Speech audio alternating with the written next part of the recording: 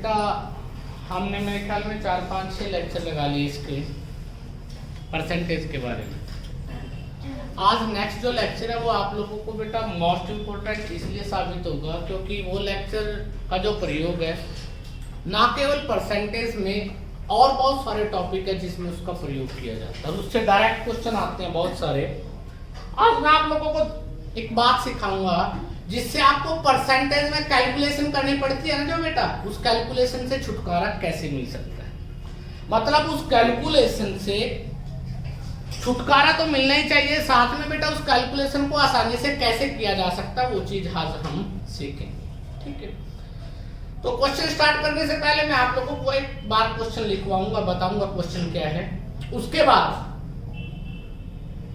मैं आपको एक तो डिटेल मेथड सिखाऊंगा कि जैसे आजकल बेटा बहुत सारे इंस्टीट्यूटों पे या बहुत सारे यूट्यूब चैनल्स पे उसको सिखाया जाता है, किया जाता है, बट हम उसका प्रयोग की बजाय मैं आपको एक नई टेक्निक सिखाऊंगा जिससे आप लोगों का बेटा बड़े से बड़े क्वेश्चन जो कैलकुलेशन के क्वेश्चन होते हैं जिससे आप उसको आसानी से कर सकते हो।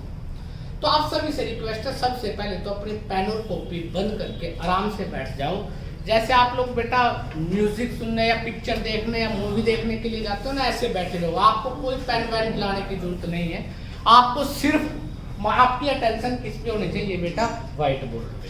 ठीक है, सिखाने की जिम्मेवारी मेरी है, कैसे सिखाना है, क्या सिखाना है, किस तरह से आपको बताना है वो मेरे ऊपर डिपेंड करता है। मुझे पता है कैसे आपको सिखाऊंगा बेटा, बट आपकी जिम्मेवारी क्या है, आपकी जिम्मेवारी है कि आपको बेटा सिर्फ और सिर्फ अटेंशन क्रिएट करनी है, किसी पेन का, कॉपी का, किसी भी प्रकार का प्रयोग नहीं करना। ठीक है, आराम से बैठ जाइए। सबसे पहले मैं क्वेश्चन लिख रहा हूं, क्वेश्चन लिखने के बाद मैं आपको बताऊंगा कि इसका रियलिटी में आज के समय में 90% जो बच्चे हैं वो कैसे कैलकुलेशन करते हैं और आप उस कैलकुलेशन को कैसे करोगे, ये चीज आपको सीखनी।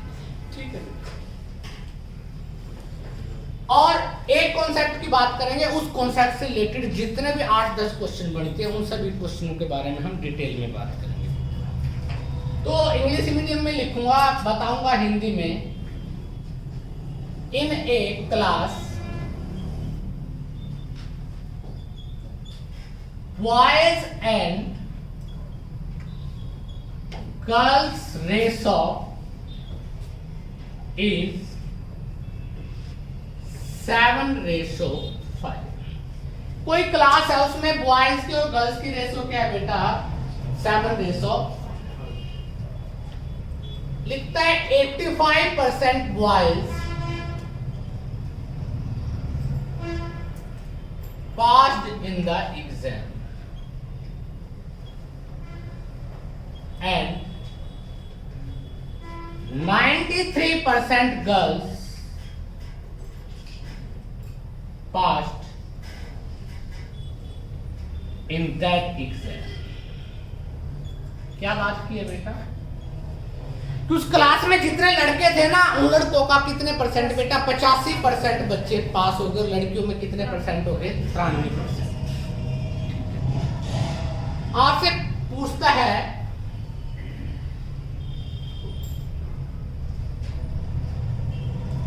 हाउ मच परसेंट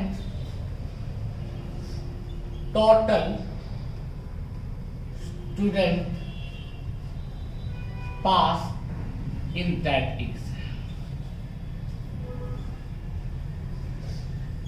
कि पूरी कक्षा में, स्टूडेंट का मतलब होता है बॉयज भी और गर्ल्स भी, सभी को मिला दिया जाए, पूरी कक्षा में कुल कितने प्रतिशत बच्चे पास हो। तो बेटा आमतौर पर दो चीजें सिखाई जाती हैं इस क्वेश्चन में, दो बातें आ गई है। एक तो बेटा रेशो के बारे में जिक्र आएगा, रेशो, और दूसरा आ गया बेटा परसेंटेज।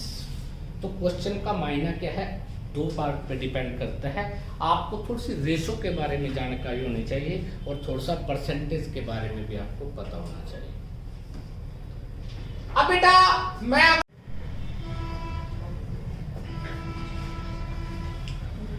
बेटा जब आप लोग इस तरह का कोई भी क्वेश्चन एग्जाम में देखते हो, एग्जाम में क्वेश्चन में क्या मिलेगा, एक तो फैक्टर क्या दिया बेटा रेशो का, और दूसरा क्या चीज मिली आप लोगों को, परसेंटेज। तो बेटा इसका अर्थ समझिए पहले कि अगर बॉयज और गर्ल्स की रेशो 7:5 है तो इसका मतलब ये हो सकता है कि बॉयज अगर 7 है तो गर्ल्स कितनी है 5। मैं ये भी लिख सकता हूँ बॉयज अगर 70 है तो गर्ल्स कितनी है 50। मैं ये भी लिख सकता हूँ बॉयज अगर 700 है तो गर्ल्स कितनी है 500।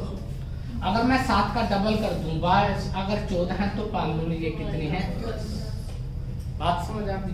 मतलब सिर्फ रेशो दी है, आपको एग्जैक्ट काउंटिंग नहीं दी उसके बारे में, ठीक है। अगर आपको परसेंटेज और ये मिल जाए तो ज्यादातर बच्चे किस कॉन्सेप्ट का प्रयोग करते हैं तो उसकी बात करेंगे, और दूसरा मैं अपना मेथड सिखाऊंगा आपको, उससे आप इस तरह का कोई भी क्वेश्चन जो आप लोगों को लगता है एवरेज में भी काम आता है और दूसरे टॉपिकों में भी काम आएगा, ठीक है।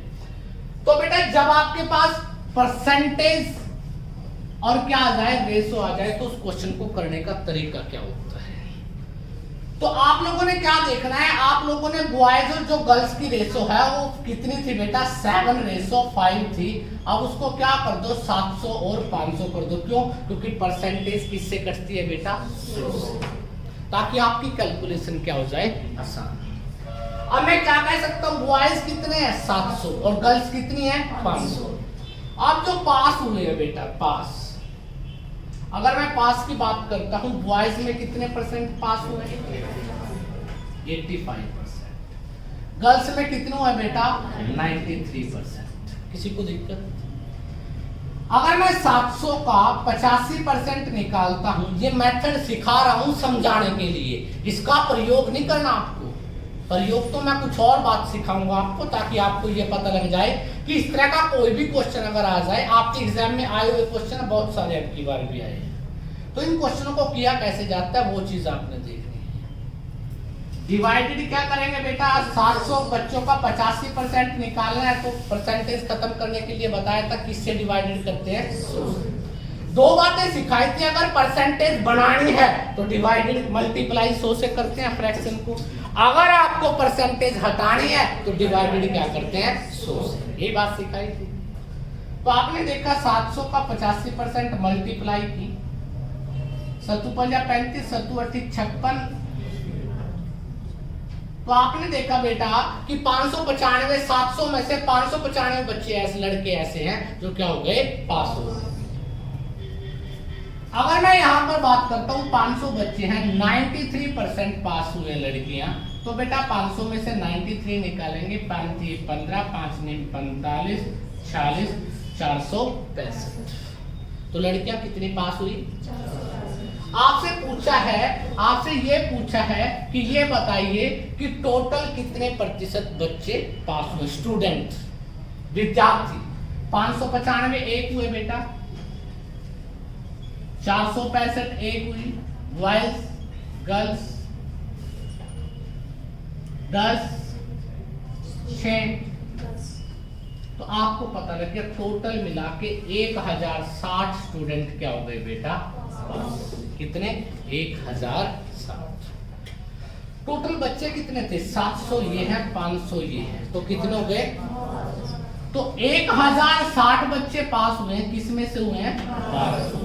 बताया था डिवाइडेड किससे करते हैं, जिससे तुलना की जाती है। मल्टीप्लाई क्या करेंगे, कैंसिल 4 दिए, 4 पे काटेंगे बेटा, 4 दूनी 2 बचता है, 4 छीके 24। क्या बचता है बेटा 4 पंजे, तो 265 बटे डिवाइडेड करेंगे बेटा, 3 से काटेंगे, 3 या 8 24, 2 बचता है, 3 या 8 24। क्या बचा? तो आंसर क्या आ गया 88 सही 1/3। आंसर क्या आया 88 सही 1/। क्या निकाला? टोटल लड़के कितने थे, लड़कियां कितनी थी, टोटल किया, देखा टोटल बच्चे कितने पास हुए 1060। किस में से हुए 1200 में से, गुणा क्या कर दिया 100 से, परसेंटेज निकल गई 88 सही 1/3। 88 ×